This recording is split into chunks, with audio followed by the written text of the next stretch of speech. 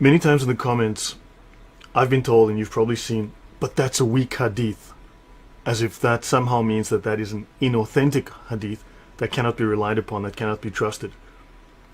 What I'm going to do is a very quick video again, but I'm going to discuss just the critical aspects of these hadith, how they are graded and how reliable they are, and what is the Islamic scholarly consensus, the actual official Islamic position on these hadith. What I'm looking at here is the book The Reliance of the Traveler. This, of course, is the most reliable, the most trusted Islamic Sharia manual. Notice this says here, the Prophet said, seeking knowledge is an obligation upon every Muslim. The meaning of this hadith, though the hadith itself is not well authenticated, A, being weak, is true.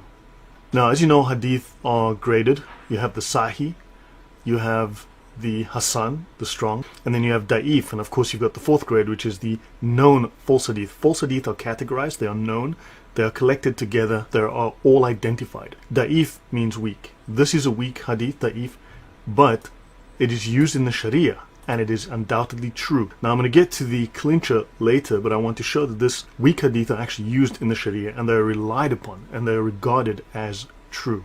Now, next piece of evidence.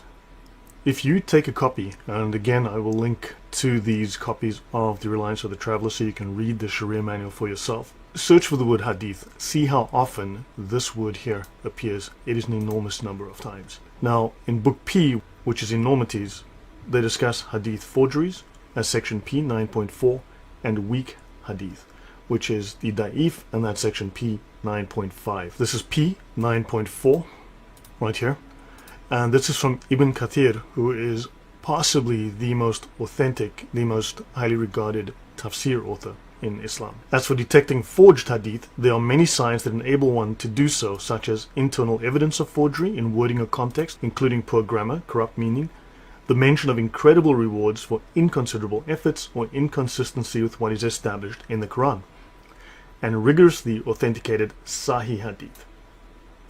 It is not permissible for anyone to relate such a hadith except by way of condemning it, to warn one of the ignorant public or common people who might be deceived by it.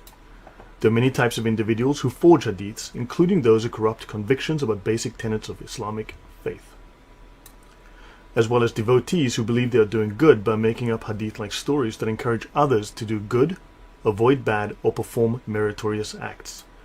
That such stories may be acted upon, right, so these thoughts are informed by other scholars, and the scholars routinely refer to other works and other scholars.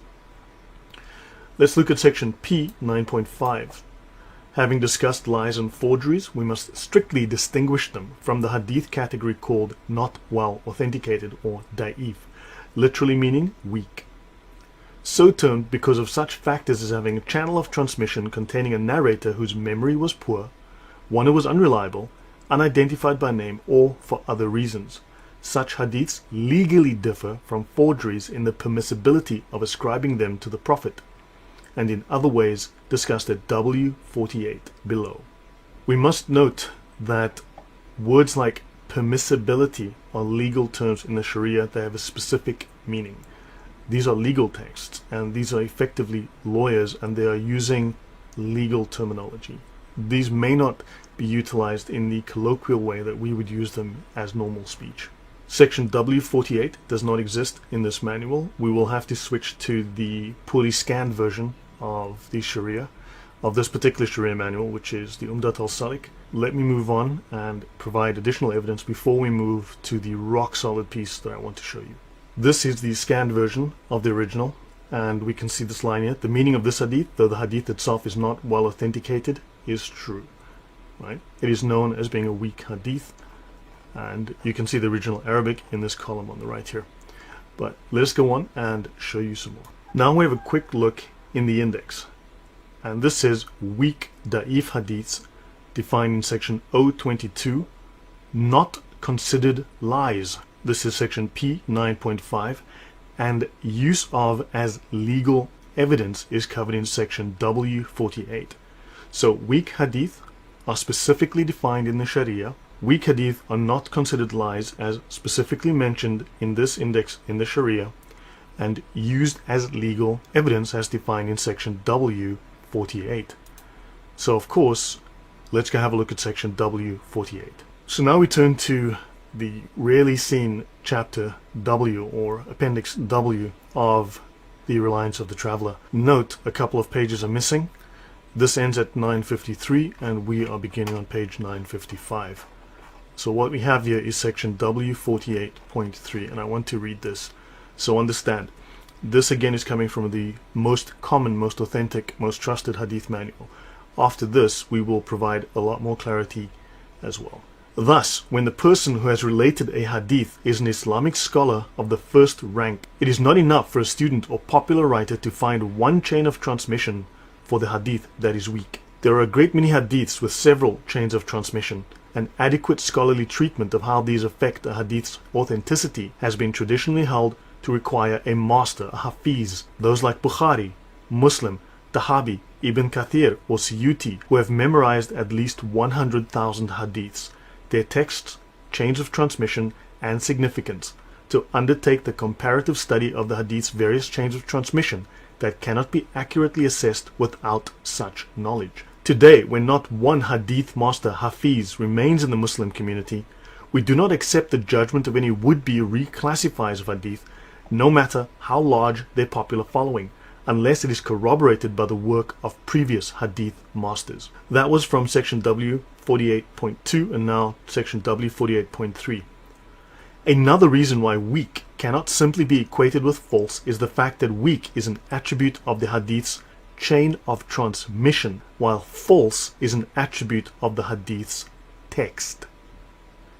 So when John Q. Muslim tells you that's a weak hadith, he's really trying to deceive you, because false is an attribute of the actual content. Weak is simply the fact that you cannot necessarily strictly verify the chain of transmission.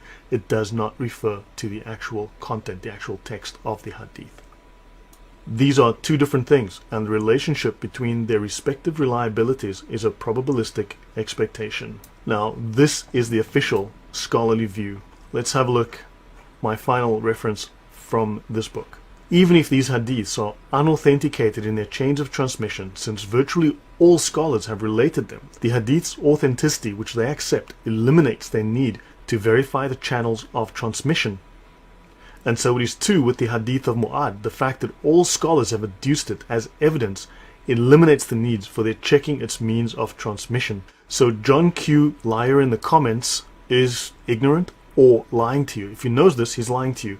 And if he doesn't know this, then he's an ignorant idiot. He shouldn't be commenting and you should shut him down. It says here the scholars are fine with the fact that they don't necessarily have, because all the scholars have reached a consensus, thus they don't necessarily need every last step in the chain of transmission. Scholars have received it with acceptance.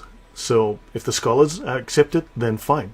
John Q. Lying Muslim in the comments is not a scholar. His opinion holds no weight. Among the primary textual evidence for the admissibility of such hadiths is the word of the Prophet Muhammad himself. Allah will never make my community concur upon misguidance, and Allah's hand is over the group. The next time one of these people tries to lie to you, show them this. Quote this to them, copy and paste this to them. This needs to start shutting them down. On Facebook, copy and paste. Simply show them this is from your Sharia. Their word does not overrule the Sharia. So it is inadequate for someone who proposes to annul a ruling of sacred law to adduce that the hadith supporting it has a weak chain of transmission, unless he can also establish both that there are not a number of similar variants or alternate channels of transmission that strengthen it, confirming this by means of a text by a hadith master, hafiz, and that the meaning of the hadith has not been received with acceptance by the scholars of the Muslim community. I hope that makes this very clear. Now, to describe something that has been missing from our understanding of hadith, and hopefully this will clarify what you need to know, what is critical for you to know about hadith, and A, how you've been deceived, and B, how you need to understand them, and how you need to rebut all the false claims that are being made by John Q. Lying Muslim in the comments. This is what you need. This is called the Fath al-Bari. It's a tafsir on Sahih Bukhari, and it contains just a few passages I want to bring to you. Imam Bukhari's Sahih is one of the most important works in hadith literature. Its importance may be gauged by the fact that at least 70 full commentaries have been written on the Sahih. As you know, there are grades of hadith: Sahih, Hasan, Da'if, and Maudu. So you have your authentic, your strong, your weak, and your false, your known false hadith. They're all known. There's no confusion about what these are. Well, maybe a little bit, but we'll discuss that as we go. The most important of all hadith collections is, of course, the Sahih of Imam al-Bukhari. Al-Bukhari weighed every word he wrote with scrupulous accuracy. He devoted more than a quarter of his life to the compilation of his Sahih. It is considered by Muslims as an authority second only to the Quran. Interesting. So very often I will hear, well, that's not the Quran, or that's only the Hadith and it's whatever. This thing holds authority. Now I'm going to skip forward, page 5 of this. Al-Bukhari's notion to compile the Sahih owed its origin to a casual remark from Ishaq bin Raweha, however you pronounce that, who said that he wished that a Hadith scholar would compile a short but comprehensive book containing the genuine Ahadith only. Bukhari sifted through all the known Hadith, tested their genuineness according to canons of criticism he himself developed. He selected 7,275 out of some 600,000 hadith and arranged them according to their subject matter under separate headings, most of which are taken from the Quran and in some cases from the hadith themselves. Now, skipping forward to the final section, let's look at the methodology of the translators. The translation of the hadith was done by students of knowledge studying both Medina Munawwara and Egypt at Al-Azhar. This is the methodology they employed in translating the hadith from Fath al-Bari. We will be translating the meaning of the explanation rather than translating the explanation verbatim. We will exclude anything that we deem irrelevant for the English reader. Narrations that Ibn Hajar himself classifies as weak will be removed from the translation. It should be noted that this was at the discretion of the students at Medina. Removing weak ahadith from works was not the example of the scholars. Otherwise, Imam Ibn Hajar would not have included them himself in Fath al-Bari as sources to take knowledge from, and this is critical here. Weak hadith are used to support opinions because a weak hadith containing the words of the Prophet is preferred over pure opinion and personal ijtihad, personal judgment. And this is the example set by all the scholars, including Imam Bukhari himself, who used them deliberately in his works, Al-Adab al-Mufrad. The Sahih of Imam Bukhari is a collection of the Sahih ahadith specifically. It is not a collection of the only hadith that scholars should use.